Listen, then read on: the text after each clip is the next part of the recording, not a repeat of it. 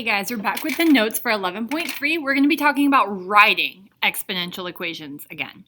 So today we are talking about looking at a word problem, figuring out what the initial value is or what it's starting with, and what its change is. It's usually going to be a percentage.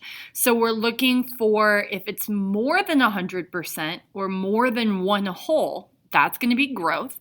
If it's less than 100% or less than one whole, that means that it's going to be decay. That'll help us make our decisions about whether we use a big number or a small number, okay?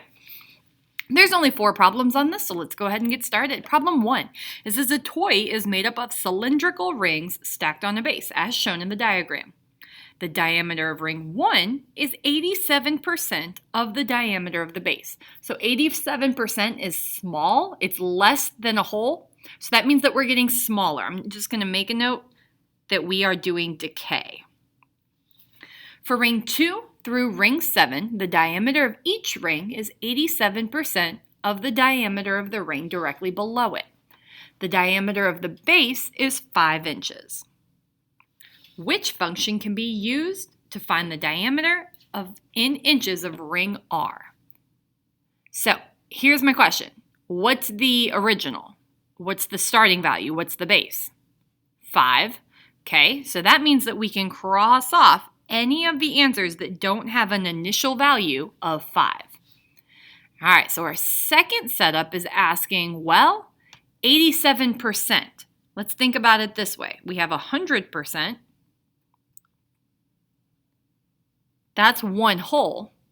So 87%, how would we change that to a number less than 1?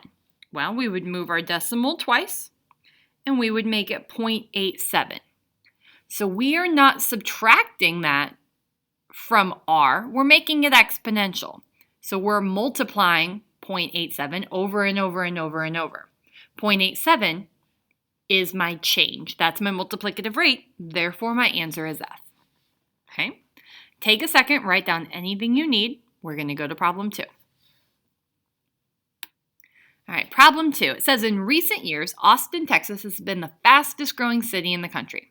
The function here can be used to predict the city's future populations in thousands over the next several years. Which statement is true about Austin's growth population? Okay, so I want to make sure we know we're looking for something true.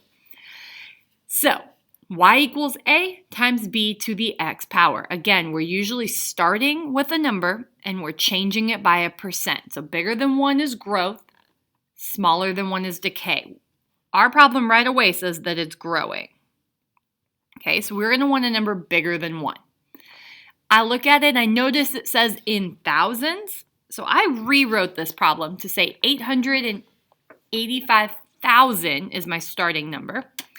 And I kind of separated that decimal out so that you know it's bigger than 1. It's one whole plus that decimal amount, okay? So we are growing. I have a number bigger than 1. Let's see which one makes sense.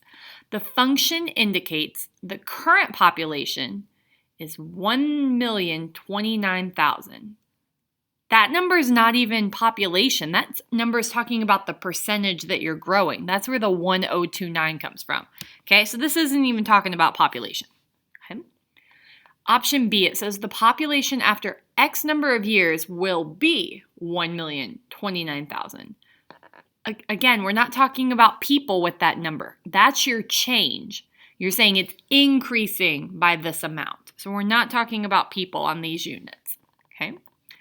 Option C says the population is growing at a rate of 2.9%. Well, we talked about moving the decimal, right? Let me zoom in real quick. If I were to zoom in real quick and move my decimal, boom, boom, wouldn't that be the same as saying 2.9%? Yeah. Okay, and we know it's growing, it's increasing. So then the only other one we got to check is it says the population is increasing by 885,000 people per year. No, that's where it started at. We're not increasing that much. That's our starting value. Therefore, the only one that makes sense is C. Okay? Take a second, write down anything you missed. We're going to go to problem 3. Perfect. For problems 3 and 4, there we go.